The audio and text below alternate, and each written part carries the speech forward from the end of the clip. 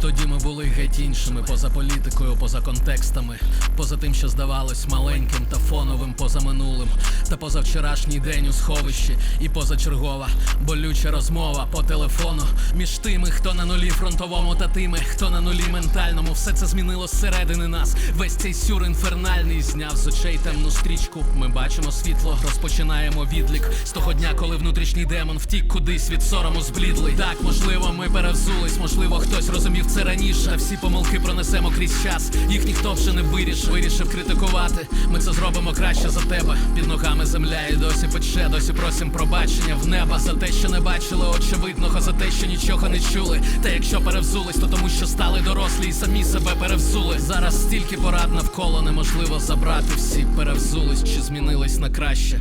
Пробуємо розібратись.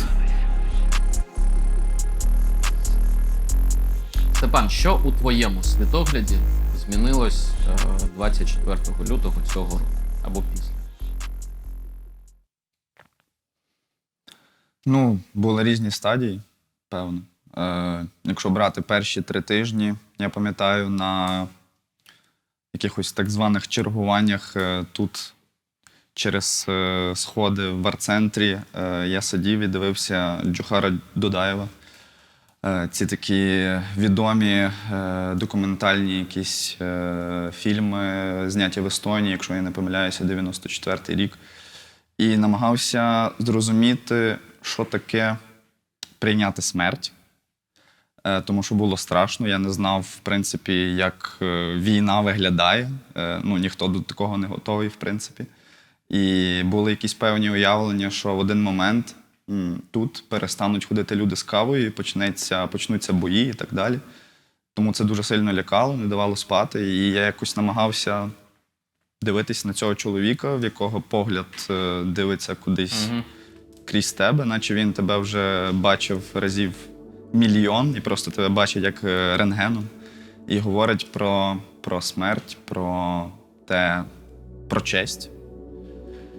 І якось намагався перебудувати свій якийсь страх і так далі. Ну, наче щось виходило в той момент, ставало спокійніше. Потім появились якісь, не знаю, якісь такі буденні речі по типу, я вже десь розповідав, там хтось у чаті ОСББ, в Вайбері пише, у нас тут якась проблема в дворі, хтось може вийти там з сокирою, умовно, там допомогти погасити пожежу, бо хтось підпалив пень, який просто тліє, і весь цей дим, він газує в вікна людей, в форточки і так далі.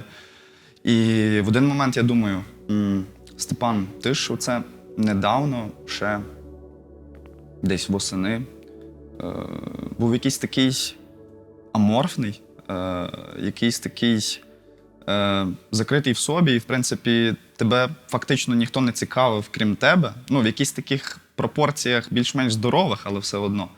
Не скажу, що я там повний егоїст. Але в той момент я собі якось проаналізував, оце я повертався вночі додому, брав на руки кота, і в мене чогось наверталися сльози, я ніби, знаєш, усвідомлював, що до цього моменту я наче і не жив, наче цього кота не помічав. І якось так зрозумів, о, клас, в мене є кіт.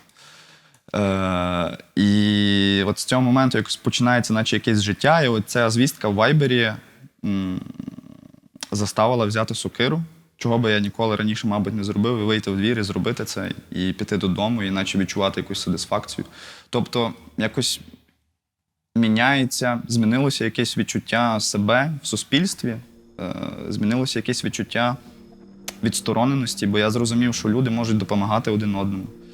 І почав відчувати себе якоюсь частиною цього всього механізму. Це дуже класне відчуття, якесь навіть, яке тебе наближує до якоїсь ейфорії, напевно.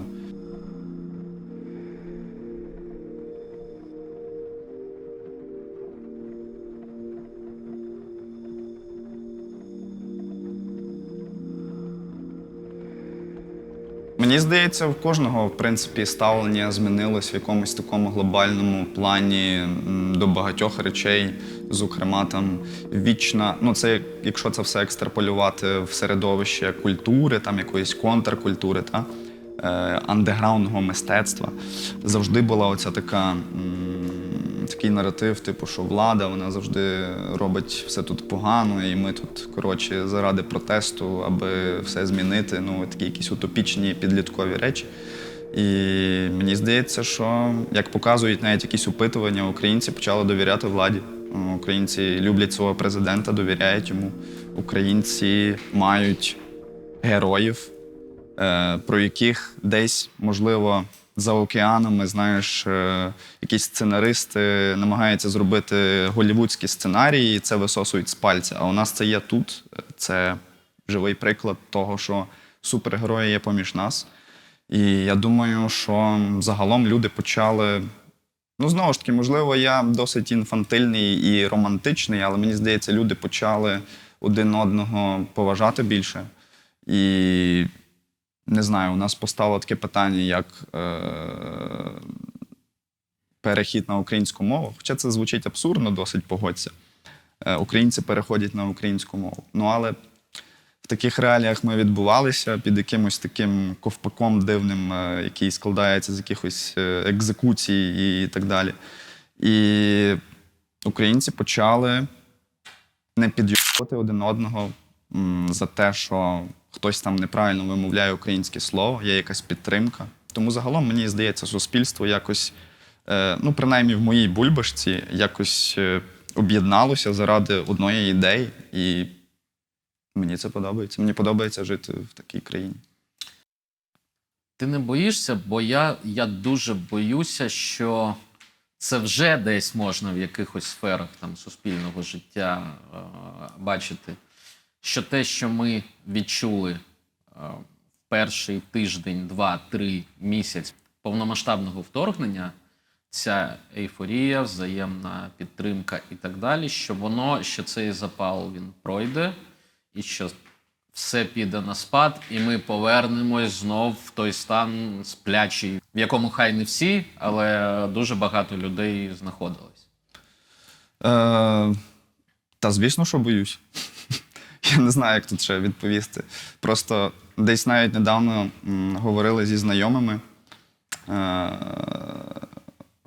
Знайома згадала мої слова на початку Великої війни про те, що тепер російську музику, в принципі, апріорі неможливо слухати. Ну, тобто, будь-яка поважаюча себе людина не буде цього робити, побачивши ці всі жахи, там, перші 3 тижні, та?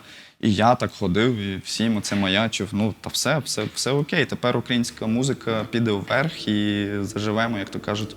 Але не все так просто. І оця знайома сказала, у неї була така ж ейфорія в 91-му. А потім на її очах все почало якось мінятися. І, власне, я теж задумався, можливо, якось так і працює людська пам'ять. Людина, в принципі, знаєш, якась така істота, в якої пам'ять досить така недовготривала, мені здається. Тому що якщо б було по-іншому, то ми б не дали себе так скривдити. Там, умовно, на початку 90-х, віддати всю свою культуру кудись в якусь гидотну цей такий барак, де крутиться ця вся типу а-ля культура і змішується, і ми не можемо розділити, де українське, де російське і так далі. Ми б не допустили того, щоб інтелектуали на кшталт Стуса загинули, писали просто найглибокіші вірші, перекладали світових митців і сиділи в цей момент в якомусь зариганому карцері. Тобто забуваємо. І, відповідно, я не знаю, що можна порадити. Тут просто потрібні люди, яких дуже часто називають лідерами думок, які би весь час повертали до реальності, які би нагадували, яка ціна. А загалом, якщо, знаєш, ну це таке, не знаю, чи це як порада звучить, чи що. Якщо у людей просто в один момент їм здається, що у них там 3 тижні поспіль немає тривог, вони можуть абстрагуватися від того, що війна відбувається, вони ходять в кафешки, ну в цьому нічого поганого немає, вони просто живуть своє життя, намагаються відійти від цього жаху. Мені здається, просто в такий момент варто заглянути, як наші герої, захисники, захисниці знімають відео там з передової, як це все виглядає. І дивитися документалістику, ці всі тіла, загиблі, діти. Я не знаю, чи це може якимось чином забутись. І це має бути реально цим таким якимось каталізатором до того, аби нарешті цю якусь межу поставити і ніколи більше за неї не заходити назад. Ну, якось так. Я за те, щоб люди веселилися, щоб вони були щасливі. Можливо, щастя Я теж. під час війни, воно можливе. І це має бути, ми так влаштовані. Розумієш, але є ще тут такий момент такого, скажімо, дуже егоїстичного гедонізму, який, я не знаю, чи це такий спосіб самозбереження, не поїхати кукунею чи що, але просто спостерігаючи за людьми, які умовно там в центрі міста стоять з дешевим алкоголем в руках і там наспівують якусь російську музику, це все ще відбувається. І от це мені дивно насправді. Якби я хотів виправдати їх, я б сказав, що таким чином вони повертаються до часів, коли все було спокійно, в їх світі, так? Але я думаю, ні. Але, знову ж таки, той рецепт про лідерів думок, який ти сказав, мені здається, що ті, кого так називають, сьогодні більшість із них, вони не лідери, і, звісно, і небагато думок у них. Цей такий попкультурний штамп, що лідер думок – це там якась по дефолту публічна особа, яка має в підписниках в інсті поза 300К. Але інколи лідер думок – це той, в кого, в принципі, інстаграму немає. Якось так воно виходить. І насправді під цим всім терміном можна загалом, понабирати різного. Наприклад, культура, музика, кіно – це так само, це інструменти, аби нагадувати і викарбовувати це таким якимось, такою якоюсь печаткою, аби воно ніколи не зникло і завжди маячило.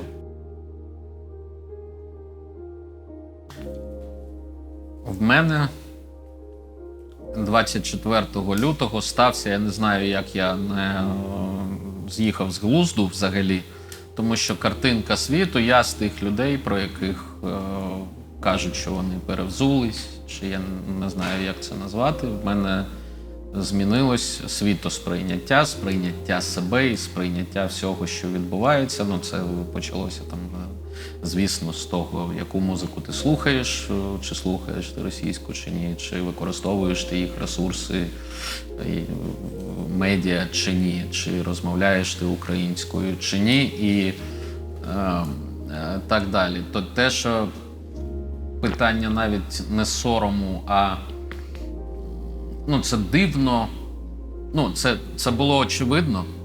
І як ти цього не бачив, і це питання, я не так відчуваю сором, як відчуваю якусь тупість свою, я не розумію, я не можу собі пояснити, я не хочу себе там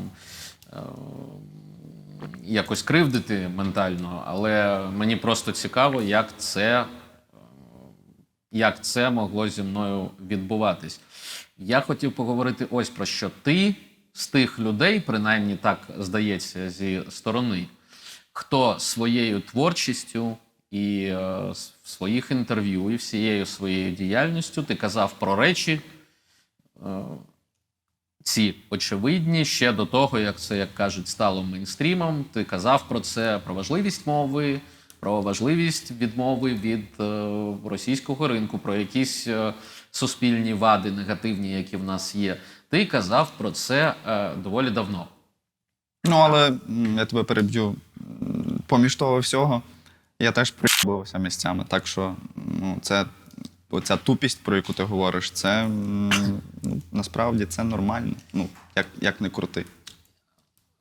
Я не про те кажу зараз. Я кажу про те, що основні якісь тези, вони в тебе були, зараз їх прийняли для себе всі. Як ти ставишся до людей, які змінились, яким треба було втратити знайомих або близьких, зруйнована квартира, війна, тривога і так далі, яким оце потрібно було, щоб зрозуміти.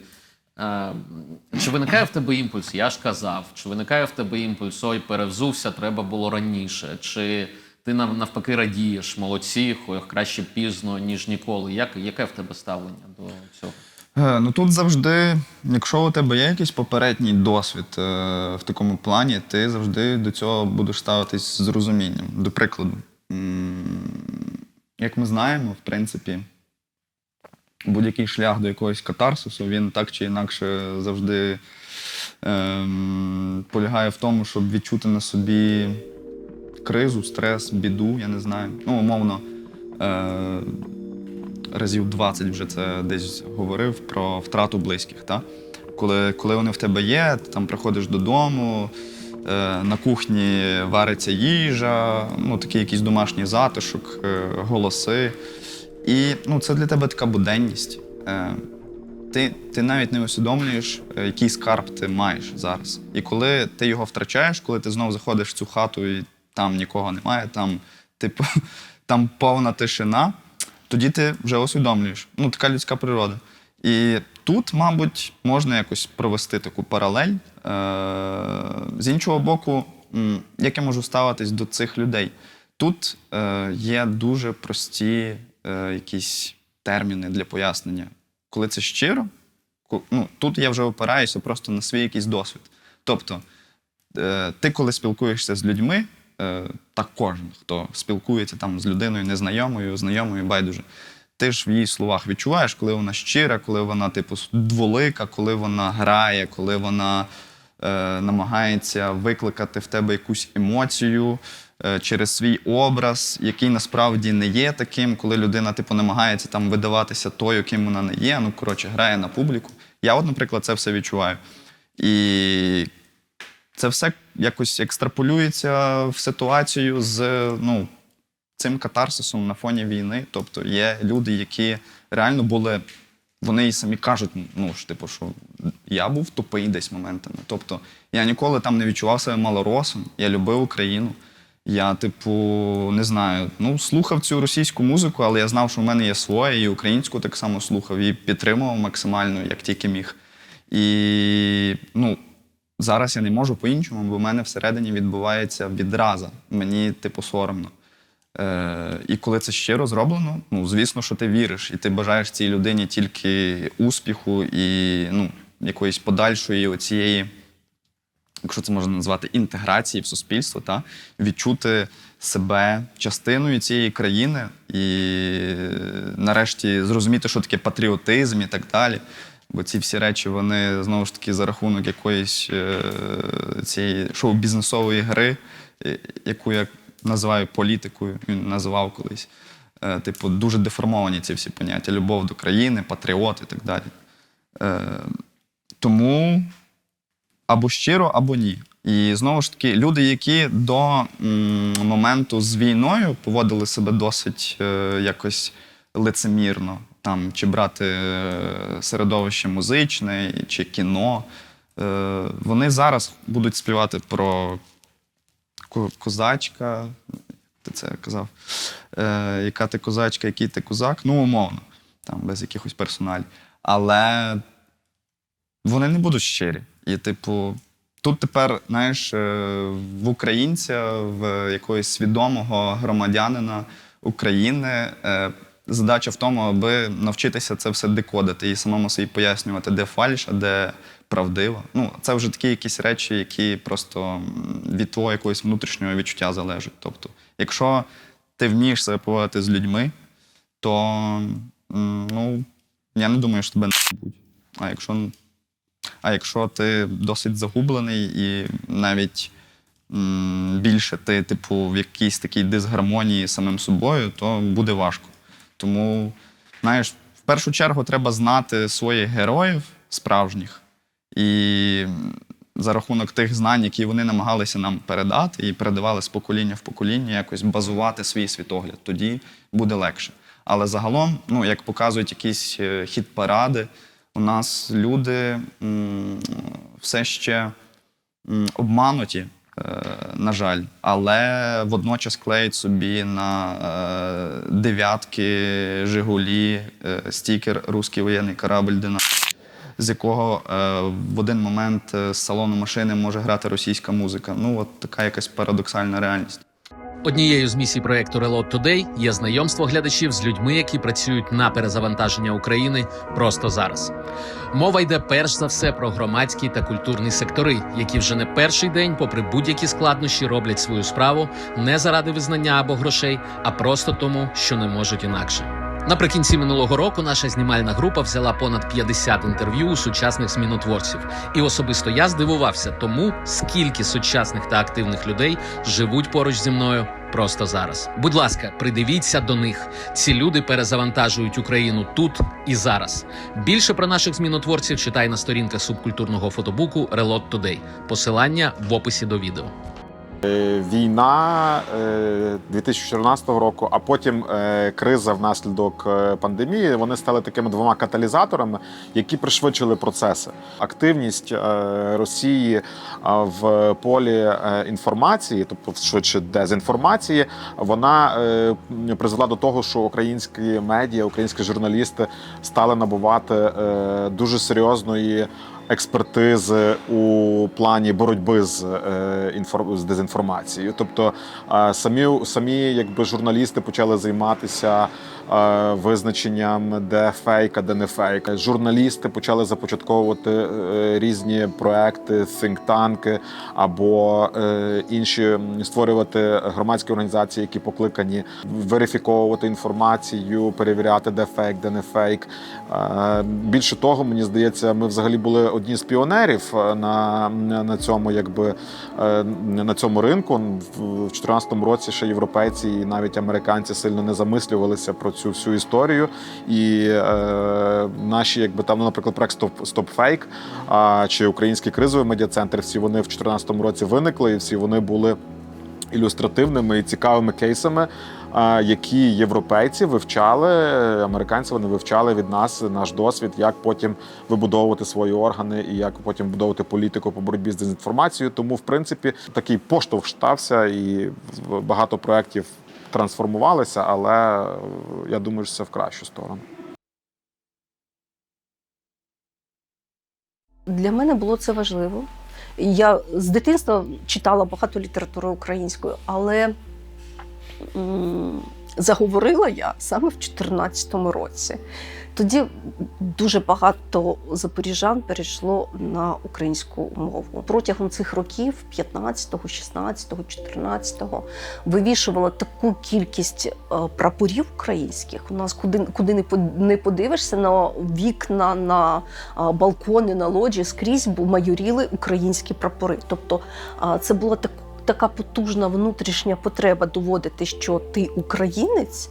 Ми підручники отримували російські, які друкувалися в Петербурзі. І це була досить потужна закупівля, але цих російських книжок. Ніхто просто не замислювався над цим. Не було оцієї... 2014 рік увімкнув в українцях оцю самоідентифікацію. Чому я кажу, що ми ніколи не зможемо повернутися назад? Для мене одною з найпотужніших реформ була децентралізація.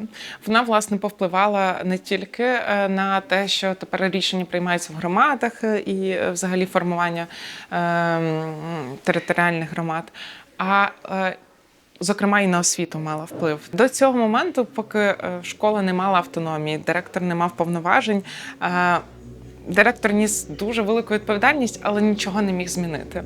Зараз це змінюється, це теж в тому числі вплив реформи децентралізації. Я теж була в українській школі, яка залишила мені дуже багато різних травм, з якими мені досі доводиться справлятися.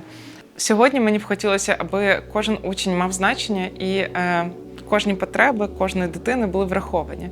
Але також враховувались потреби вчителів, батьків, директора школи, щоб ми десь більш емпатійно ставились до одного одного. Ти користуєшся в побуті терміном «перевзувся», «перевзулась»? Ну, Я в словарному. почали тепер користуватись. У нас репетиційка з'явилася, і ми розуміємо, що нам на зиму треба перезувне. То ми дуже часто останні рази про це говоримо. А в цьому контексті метафоричному, Та говорили на початку, я десь давав якесь інтерв'ю, так само на початку вторгнення, якийсь 3-4 тиждень, і я щось говорив, я пам'ятаю про ці так звані перевзування. Але, знаєш, зараз мені видається, мені найбільше подобається займатися своєю справою. І, типу, менше говорити про людей, які мені, типу, не подобаються. Ну, їх чекає, типу, їхній шлях. Я все ще вірю в якийсь оцей такий ефект бумерангу, типу, ну, по-любому люди, які там, знаєш, пи***ять весь час, а дома, типу, говорять одне, а дома там повертаються до якоїсь бредотної штуки. Ну, мені здається, вони успіху ніколи не отримують і, в принципі, якоїсь гармонії з самим собою не отримують. Тому чому мені про них так багато говорити? Як, знову ж таки, про кацапів. Ну, типу, мені здається, що взагалі найкращий вихід з того всього положення. Скільки можна, жартувати про цих огидних істот. Ну, типу, мені подобається позиція, знаєш, коли ти йдеш умовно по якомусь коридору, де лежать якісь тіла в коматозі, в коматозі від якихось незрозумілих дивних речовин, і навколо лежать якісь розбиті пляшки, шприци. І ти просто хочеш по цьому коридору, там, де світло, пройти, типу, отак, якось навшпиньках, знаєш, і, типу, не оглядатись. От така якась холодна відраза, от, ненависть якась оця перманентна, яка, типу, не в агресивній формі, а просто відраза. І от це найкраще відчуття стосовно ворога. Мені взагалі дивно, Стосовно ворога, я маю на увазі, ну, в людей, які не стоять з автоматом. Я розумію. Мені дивно, коли вже повинна зникнути, як на мене, мода на ютуб-шоу, пісні і так далі, які критикують саме росіян. Там же все, ну, вже все пояснили, всі все зрозуміли, хто не зрозумів, не зрозумів.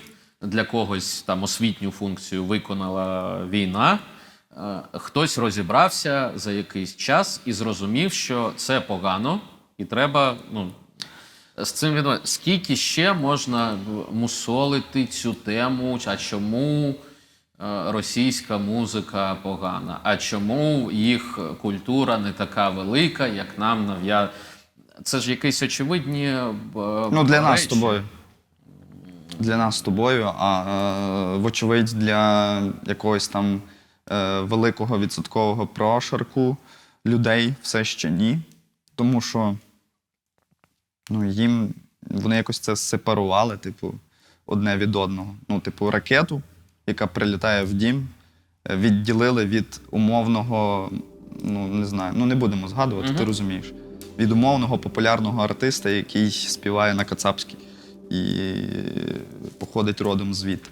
Тому, напевно, все ще треба якимись, можливо, навіть дебільними мемами комунікувати з такою аудиторією. Не знаю.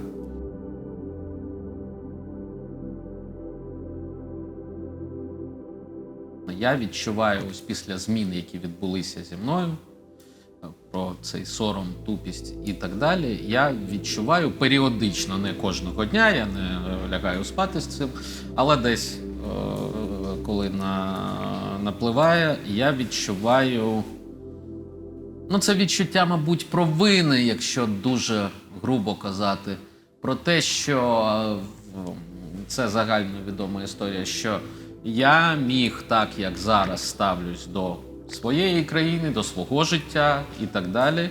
Якби я ставився так само до цього багато років раніше, і весь мій народ робив би так само, то цього б, що відбувається зараз, цього жаху, цієї війни, що її б могло не бути. Я навіть не впевнений, що ця теза правильна, але таке відчуття, воно виникає. Ну, люди взагалі люблять відчувати провину там, і шукати там, в собі, чим я мог там зарадити і так далі. По-перше, чи згоден ти з цією штукою, що якби наш народ по-іншому якось себе, чи міг він взагалі вести себе по-іншому? чи потрібно це було, чи дійсно ми проїбали, ну чи був в нас шанс це виправити. І чи не відчуваєш ти того ж самого в собі, що ти міг зробити щось краще? Як до цього ставитися? 91-й рік, незалежність України. Не знаю, чи ти бачив, але є оці такі прекрасні архівні відео, де спілкується Чорновіл з Кравчуком. Звісно. І Кравчук там весь такий поважний, намагається наче поглядом опустити Чорновола, бо у нього там якісь екстремістські ідеї і так далі. Мені здається, як просто, знаєш, раніше була така думка, і там у треках навіть вона виникала, що, типу, коли були, якщо я не помиляюсь, повторні вибори, і Чорновіл загинув наприкінці 90-х. І якби він не загинув і став президентом України, ми б пішли якоюсь іншою дорогою. В цьому насправді є щось. Але з іншого боку, мені здається, що людям, типу, щоб сформувалось якесь суспільство, яке пронизано якоюсь одною ідеєю, воно має перейти через дуже багато речей. Просто так не можна, знаєш, як у якійсь комп'ютерній грі, в якихось сімсах собі там створити країну, туди кинути якихось людей, змодифікованих, придумати їм прапор, придумати їм мову, культуру і так далі. І вони собі будуть гармонійно існувати. Типу, мені здається, що це все, що нам дано, це, ну, знову ж таки, це з моєї бульбашки, з моїх якихось інфантильних уявлень про світ. Але мені здається, що це наче така якась, хай буде місія. Нарешті зрозуміти, хто ми. Що, правда, от така ціна. Але якось так воно виглядає, що по-іншому ніяк. З іншого боку, ми можемо стати свідками розлому імперії. Ну, якщо це, можливо, утопічно звучить, ще й з вуст людини, яка просто тут сидить у Львові і, типу, знаєш, не тримає в руках зброї і не вбиває ворога. Ну, то вже таке інше питання. Але мені здається, що не може бути якогось пізнання весни, отої такої зеленої, де пташки співають і вже от припікає тобі курточку, сонечко, без якоїсь холодної зими, де ти просто замерзаєш, де ти вже просто реально скрипиш зубами і, типу, шукаєш якесь вогнище, щоб погрітись. Ну, так якось воно складається. І, типу, в принципі, багато де можна прослідкувати ці всі моменти. Знову ж таки, ми згадували про цей момент якогось катарсису, що він не відбувається просто так, а потрібно перейти через якийсь стрес. Я, типу, дуже мало своє життя цікавився політикою і хто які інтереси представляє, і хто там, в принципі, є. Ну, хіба через бабцю. Бабця колись завжди дивилася там цього якогось Савіка Шустера. І я на фоні чув, які там персонажі відбуваються. Ну і там президентів знав, менше з тим. І, власне, я почав помічати, що в політиці почали з'являтися молоді люди. Відповідно, дехто з них вже і, в принципі, совок не застав.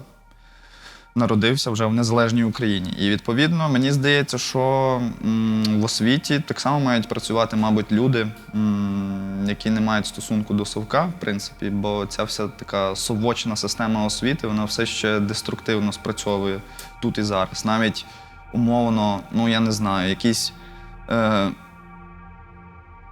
урочисті події в моїй школі дуже нагадували якийсь з'їзд партії, типу, якась дуже дивна музика, типу, хоча вона співалася українською мовою, типу, але все це настільки якось сюрреалістично виглядало, і, типу, мені ще тоді, будучи тупим підлітком, мені якось воно, типу, трошки кусалося всередині.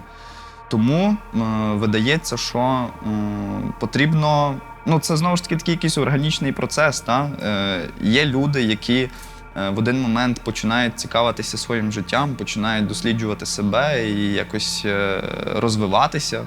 Вони своє місце знаходять. Ну, я вірю в те, що, типу, бо я своє місце знайшов, і в мене не було ніяких планів.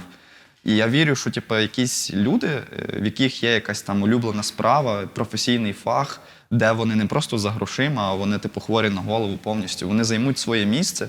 І це якийсь такий органічний процес, що там в школах появляться класні вчителі, появляться класні, знову ж таки, не знаю, там музичні критики, я не знаю, блогери, ну, хоча їх є вроді, хоча щодо музичних критиків не знаю.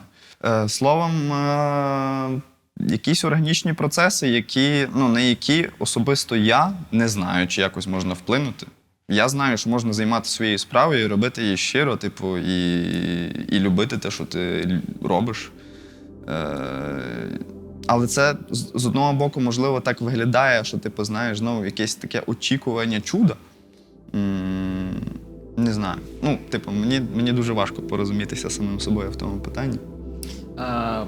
Якщо чесно зараз запитати, ось питаючи себе, і чесно відповісти, ти віриш, що зміни, які відбуваються з людьми, з окремими і з народом, загалом, що вони допрацюються до того, щоб все в нас, як у нації, було добре? Ну, звичайно, що вірю, але просто я на цю ситуацію трошки дивлюся з іншого боку. Тобто,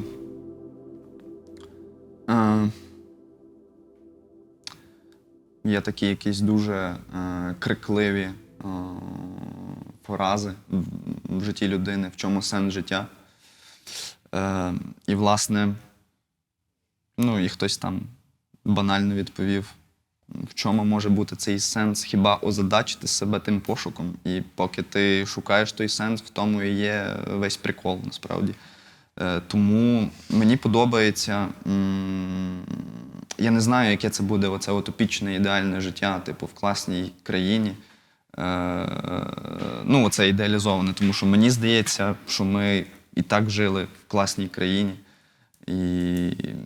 і живемо. Ну, просто маємо зараз от такий шлях важкий, який треба перейти, і нарешті це все зло якось запхати назад в ту якусь таку утробу сатани, не знаю, менше з тим.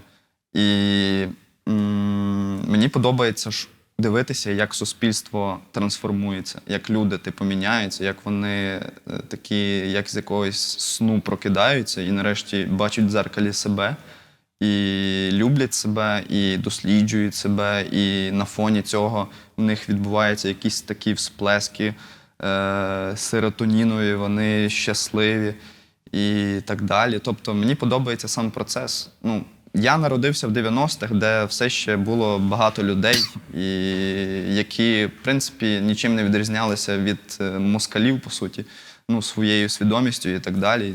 Базари, оці всі грязні вокзали і так далі.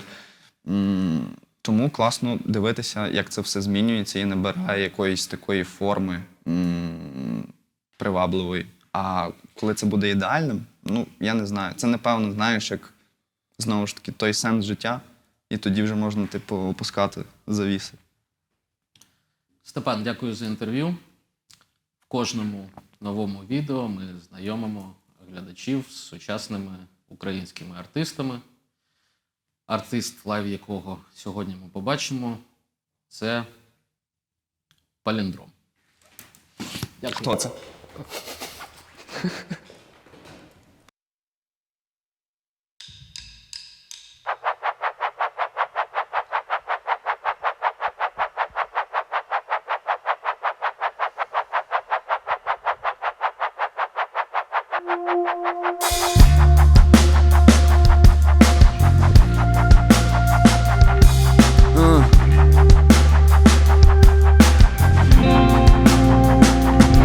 Щось не пишуться пісні для супермаркетів про перектари. Мені здається, кашляючи, об мене вдарить. Він іноді повертає кермо, ровера на зустрічну, щоб без оковуст почув. Я живий голосом Петра Мостовчука, та це вже ліпше, ніж у вишиванці. Аліна Паша пхає глибше, ніж в рану, що не заживе. Після внуків мого сина моя хата з краю. Сьогодні вже не красива ракета стерчить із стелі. Моя нова люстра, Бог живе, чи він помер. Ну скажи, що й Заратустра, Заратустра під скриптоніта, йобне водки з перцем. Твої в'єтнамки на пляжі натерли гірше перців. Літом війна триває теж, горе не минулось. Людина пішла від мавпи, згодом повернулась. Я так само боюсь заслинитись перед бананом, бо мені добре буде лиш коли москалям. Поки не пізно, ліпше вирвати пару зубів. Бажаєш смерті москалю, тоді хіба шока в собі. Не дякуй за мову, заради предків на соловках. 30 років за мітлою, в роті присмак совка, який не перебив, на жаль, такий солодкий стіморол. Телезо маєш, пригадай, читали з Ігорем. Річ божок би покривало свою меншу вартість, бо їм вже надо звалювати, а нам вже повертатись до свідомості. Ми щось дуже довго пролежали з пораненням, наші діти вже співають гімн держави. Тож не смій казати, що при кучмі було добре, пацака, бо можеш повторити. При матері Гонгадзе моє серце нагадує велику гематому. Нині помираю, воскресає день по тому. Все таки не потрібне, коли бачиш Кременчук. Мені шкода, що нині ще не кожен випав цей бачив.